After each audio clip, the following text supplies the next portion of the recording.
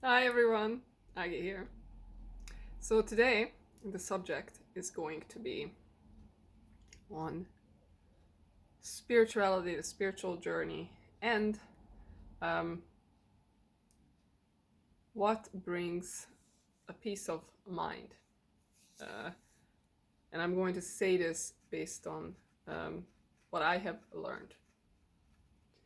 So, what I see very often is that someone begins on what they perceive as a spiritual journey, and there's a lot of material out there, there's a lot of courses, there's a lot of consultations, um, there's a lot out there to be consumed when it comes to expanding on that spiritual path. And I feel like even though that is a great thing, it can be a double-edged sword, because what ends up happening in a lot of to a lot of people, or perhaps everybody goes through a phase like this. uh, I believe I have that there's this feeling of hoarding of material, assuming that the next thing is going to bring that enlightenment, the next thing is going to bring that state that we crave, and perhaps we achieve that state, but then we begin to again start scrambling for the next. So it feels like there's a carrot and a stick, and that carrot always kind of moves further away, and we may have just a little glimpse of being close to it, but then the carrot again moves further away, which I think personally takes out what the goal of spirituality is. So if that hoarding begins of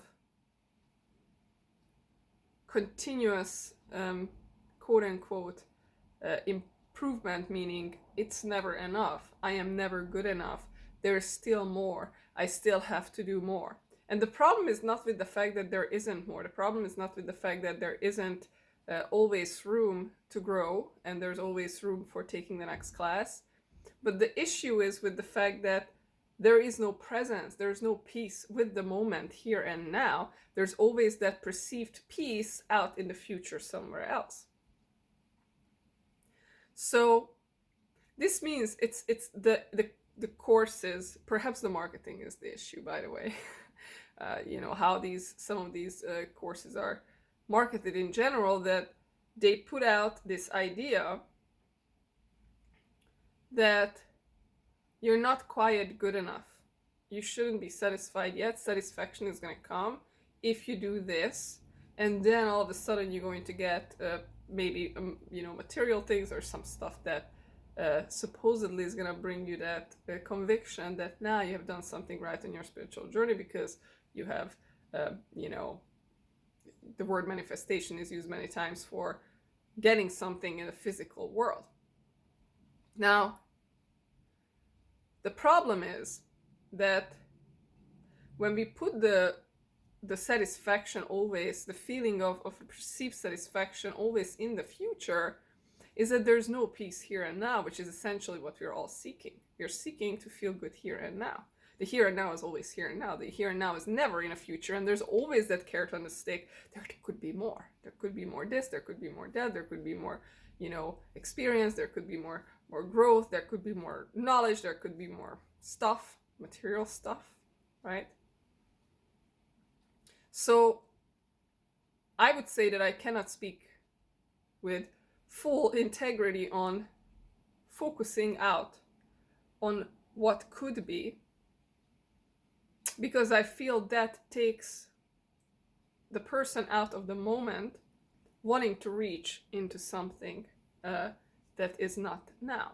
And then when they get that, the vicious cycle goes on, because when that thing comes, like let's say, somebody finds the relationship, or gets the job, or has more money, or buys the car, whatever it is that the goal was, now there's a new carrot, and the cycle never ends, and the peace of mind doesn't actually take place as a result.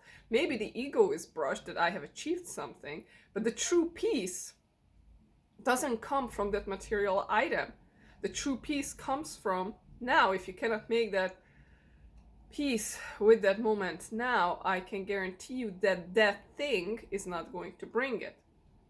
So you know, and I would go as far as to say that, sometimes what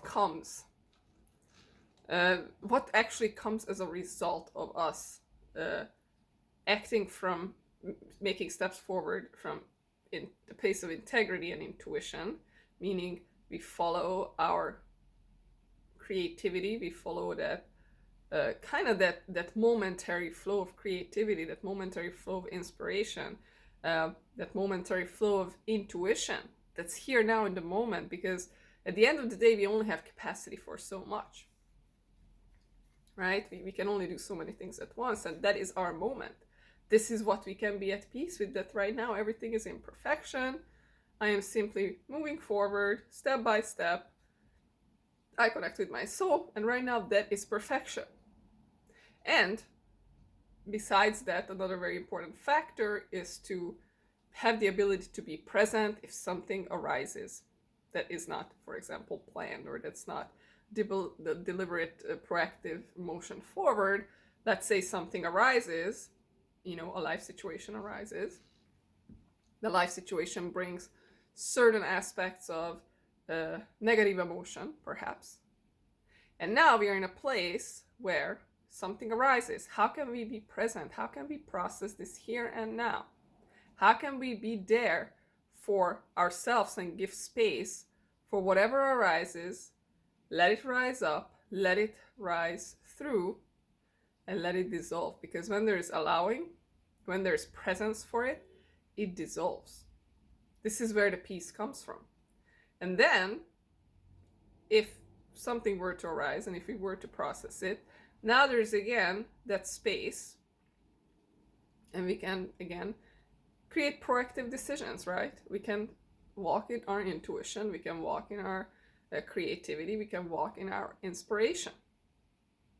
But that connection and that satisfaction, that sense of peace with that connection is what creates what essentially we're trying to often move towards in that spiritual journey. That full, what I would call surrender here.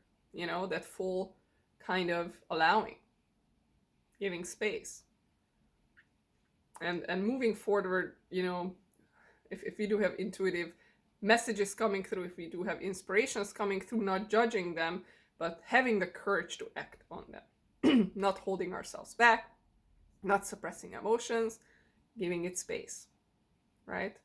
And then essentially we begin serving our soul moment to moment. It's no longer about us, it's about this connection, and become a walking embodiment of what comes from within. That's where the peace lies.